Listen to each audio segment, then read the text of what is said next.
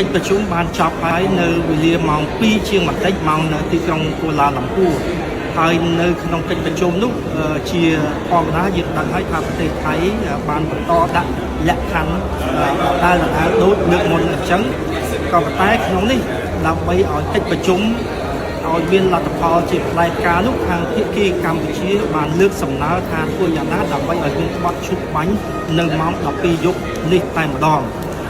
ភាគីថៃបានតបមកវិញថាដើម្បីយក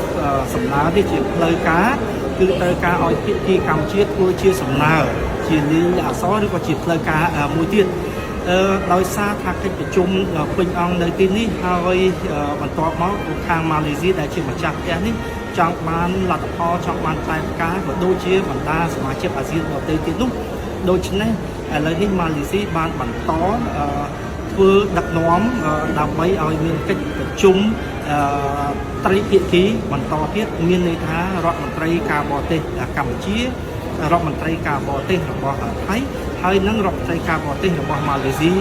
តែម្ដងកំពុងតែបន្តជួបប្រជុំគ្នាតទៀតដើម្បីធានាថាធ្វើយ៉ាងណាដើម្បីឲ្យសម្រេចនៅបទឈប់បាញ់នៅវេលាម៉ោង12យប់នេះចំពោះលទ្ធផលយ៉ាងណានោះយើងរំពឹងរង់ចាំនៅពេលបន្តិចទៀត